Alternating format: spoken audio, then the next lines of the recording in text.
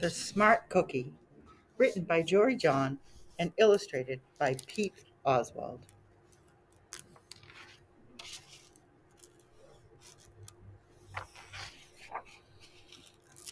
Greetings. I'm a cookie. I live in a bakery on a street corner near a river. Come on in.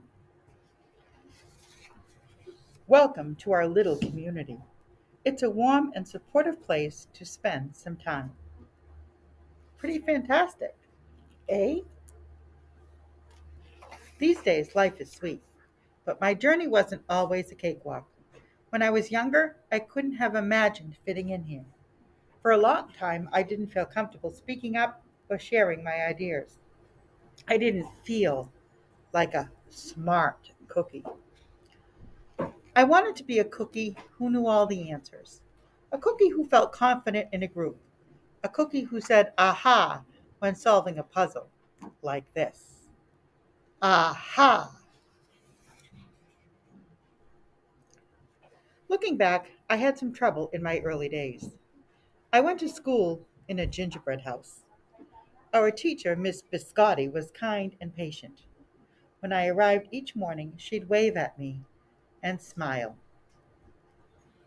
But I didn't get the best grades, and I never raised my hand because I couldn't think of the answers as fast as the others. And I was the last to finish most tests. Hmm. It wasn't because I didn't care, and it wasn't because I didn't try.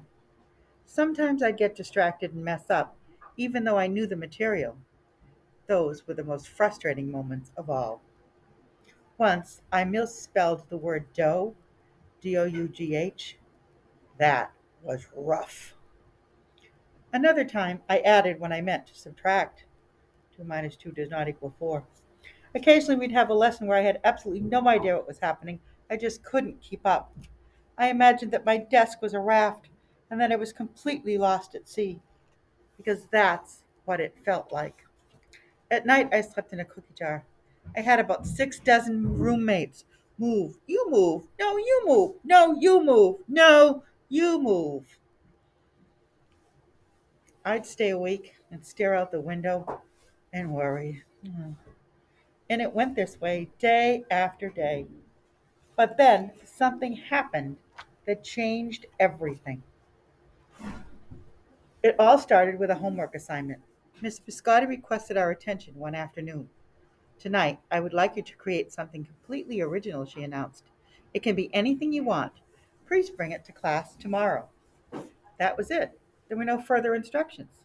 Miss Biscotti winked at me as I gathered my belongings.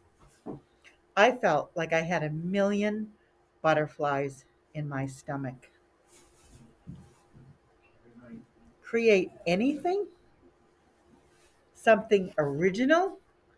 Do tomorrow. Oh. When I got home, I immediately went to work. At first, I tried a cooking project. The results were half baked. Next, I tried to hammer and nail something. It splintered immediately. Then I tried making a sculpture. It was a complete bust. I wondered if I was about to fail yet another assignment. I was stuck. I stared out the window and watched the rain hit the river. There was something mesmerizing about the water, how it moved in such a chaotic way, swirling around and around, yet ultimately figuring out exactly where it needed to go. Suddenly, I had an idea. I decided to write something original, a poem. Aha! I came up with the title based on how I had been feeling, my crummy days. After that, the rest of it seemed to fall into place. I wrote and wrote. I lost track of time. An hour went by in a flash. Aha! I said when I was finished. I couldn't sleep that night, but it wasn't because I was worried. It was because I was excited. I felt like I had really accomplished something. I felt smart. The following day, Miss Biscotti asked for volunteers to share what we'd created. One kid showed off his original frosting art. Another kid revealed her sprinkle distribution machine. It was neat seeing how everyone was good at such different things. Finally, Miss Biscotti turned to me. Would you like to share anything? She asked. Gulp. I gulped. I thought I'd probably crumble under the pressure. But I made my way to the front of the classroom. I noticed my hands were shaking and my mouth went dry. This poem is called My Crummy Days, I said, my voice cracking, and then I read it aloud. As I spoke, I noticed some kids nodding at certain lines. Other kids laughed at parts that were supposed to be funny. And as I built toward the finale, I felt myself becoming more confident and animated. And in the end, everybody clapped and cheered. I promise you this, I will never ever forget it. Miss Biscotti was beaming. No one but you could have written that poem, she said. It was completely original. Aha! I had done it. I had created something and shared it with the world. Well, my world, at least. The rest of the day was a blur. By recess, I was already planning my next poem. I would call it My Sweet Morning. Aha! I thought when I came up with the title. Later that afternoon, Miss Biscotti handed me a note. It said that I should keep on writing no matter what. That meant so much to me. School was a bit different after that. I wasn't so scared to raise my hand or ask a question or share my work.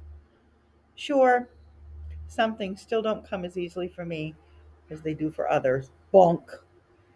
But now I know that you can be smart in many different ways. You don't have to have the answers to every question or suddenly be great at everything all at once. You just need a chance to try all kinds of things, to find out who you are and what you like to do.